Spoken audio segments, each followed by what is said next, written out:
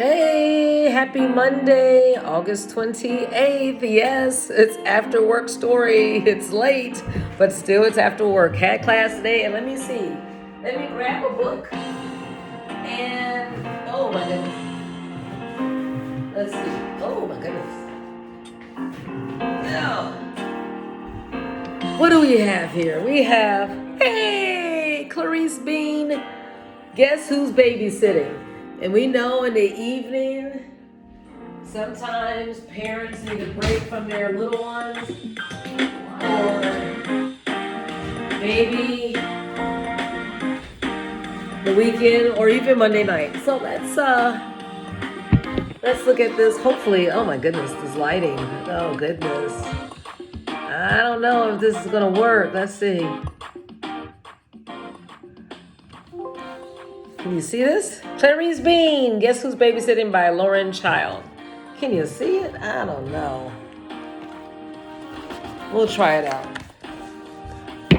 Uncle Ted. Okay, here he is. Oh my goodness, there are a lot of text here. Oh boy. My Uncle Ted is very cool. Can you see that? I don't know. He says things like, gotcha, baby. And go ahead, make my day. He watches too many movies. He's a firefighter, so he wears his special pants. He's always rescuing people from tall, toppling buildings that are going up in clouds of smoke. He can get you in a firefighter's carry before you can say, Uncle Ted, put me down. Oh, he's strong. He says he's had plenty of close shaves, which is funny because he has a beard.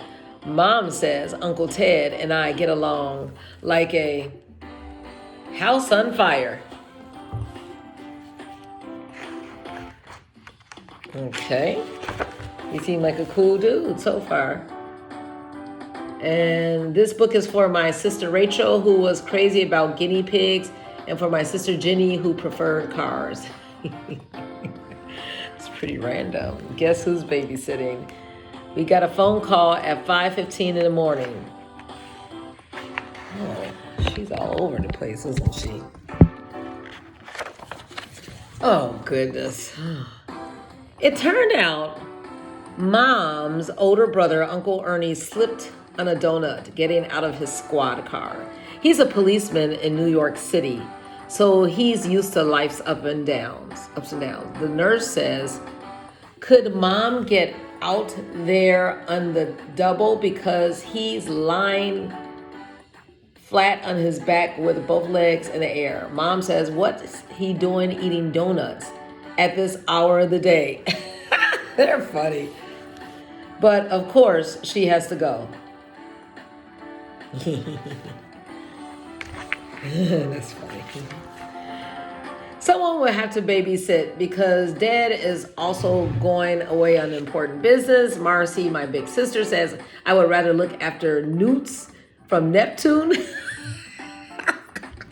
than be left with Clarice Bean and Minai Cricket, my little brother. Kurt, my big brother, says, don't look at me. I'm going to my room and probably won't be down for supper. Minal says, what about Granddad? Granddad says, I haven't had a donut since I was a boy. And Mom phones all her friends for a babysitter. Then she phones all her friends, but everybody says they are busy. Oh man, those kids must be bad. Dad says, who can blame them? Oh my goodness, that's cold. I'll be with you in 2 shakes, Bernard. I say, how about Uncle Ted? Mom goes a little pale. Uncle Ted is Mom's younger brother. That's funny. They can't get anybody. So let's look. When Uncle Ted needs a break from firefighting, can you see it? And cats up trees, he comes over to our house. And then things get a little wild. Get off your horse and drink your milk. Uncle Ted and I love to watch westerns on the edge of our seats with plates of eggs and beans perched on our laps. Uncle Ted is teaching me cowboy techniques. One time he lassoed the lamp. Mom said, "I'd rather have everything in one piece. Thank you very much." Uncle Ted looked sheepish. I lassoed my brother. He wasn't too happy either. Yeah, this is a busy family. Oh my goodness. So, you can see why Mom is nervous about leaving Uncle Ted in charge, but it turns out she can't be so choosy. Mom gives Uncle Ted very strict instructions. 1, no breakfast. No breakages. I was about to say no breakfast. No breakages. 2, no lassoing. Number 3, don't drive Mrs. Stampney at number 9, Wackle. Don't drive Mrs. Stampney at number 9, Wackle. Oh, at number 9, don't drive her Wackle. Number 5, don't let Marcy take the phone into her bedroom. Chat. Yeah, you know this is dated because we have cell phones. We should have done this one. Make sure Kurt sees daylight at least once every 24 hours. Number 6, keep an eye on Granddad. He tends to wander off. Uncle Ted says, "Yes, ma'am, I hear you loud and clear." Okay. Everything goes really well for the first 2 days. Nobody is arguing, and we are like one of those families on television who always says things like please and thank you and sorry.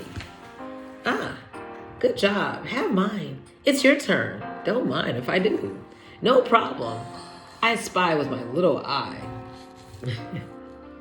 And they let people share their stuff without grumbling. Kurt even sits in the backyard and almost gets a tan. He never normally goes outside. He says it's too bright. But then, look like they're all getting along, huh? Now ruins everything. Oh no. By taking Albert out of his hutch without asking. I am supposed to be taking care of him over spring break. How Albert is the school guinea pig, so it's very responsible job. It is a very responsible job. Albert makes a run for it. Oh no. I am beside myself because I know he will never be seen again. Manal and I are racing around the kitchen table. Manal is squealing and I am trying to flick his nose with a carrot. Lots of things get broken. Don't drop the carrot, little lady. Luckily for Manal Cricket, Uncle Ted comes in to rescue him. To take my mind off the worry of losing a guinea pig, we all go outside and play soccer. And it works because Uncle Ted kicks the ball so hard that it knocks Manal out. Oh no, we have to drive to the emergency room. Hang on to your hats. At 50 miles an hour at least. Manal is fine, but they still give him, can you see this? They still give him an x-ray and a little carton of orange juice. Manal loves it because he can show off and lie under a blanket and whimper. I say he should have stitches, but unfortunately the nurse doesn't agree. Oh, she wants him punctured. Look at all this. Oh my goodness. When we get home, we find Granddad. Uncle Ted phones all the neighbors and is about to dial 911 when Mrs. Stampney calls to say she has found Granddad in her living room watching the races. So this is Mrs. Stampney, I guess younger. And here she is now. Granddad says all the houses look the same when you get my age. But I know it's really because Mrs. Stampney has a bigger TV than we do. Plus, she's got a remote control. How on earth did you end up here, Uncle Ted says. I'm still worried, sick about Albert, so I go into the yard to see if he's back in his hutch. I had left a carrot there to lure him, but it's still unnibbled.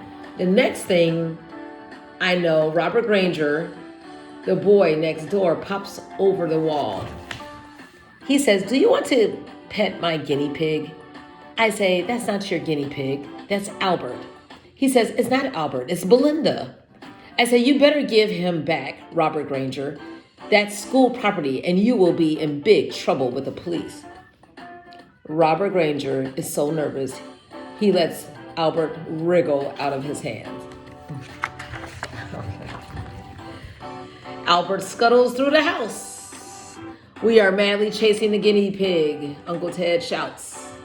After him, he charges through the fence. Manal squeezes after him and gets stuck like a giant squeaking tomato. I say, lucky you are here, Uncle Ted, because you can rescue him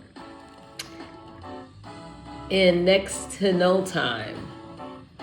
Rescuing people from fences is normal for Uncle Ted, and he doesn't look a bit worried. Uncle Ted says, hang in there, buddy. He races off to call his friends at the fire station, but it takes him forever to find the phone. Chat, chat, chat, chat, chat, to sew it. Anyway, I said, chat, chat, chat, and then guess what? He said, chat, chat, chat, chat, chat. Yeah, this has to be like in the 90s. Okay. In the meantime, Mom comes back home from the airport. She reaches right into her bag for her new bottle of bubble bath and rubs it on Manal's head. She wriggles him free in 2 minutes flat. Then she says, I think I'd like a nice relaxing cup of tea in the backyard. Guess what? Okay, Mom knows how to chill. In the meantime, the whole fire department shows up. Mom doesn't look at all surprised. She just glares at Uncle Ted. Uncle Ted says, don't blame me. Blame that guinea pig, Albert. And you see how she just chilled? There's Uncle Ted, her little brother.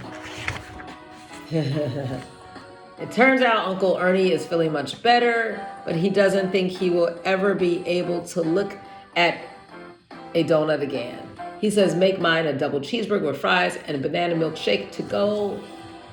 And as for Uncle Ted, he says, babysitting is the hardest job I've ever done. I say, harder than firefighting? Uncle Ted says, you better believe it, baby.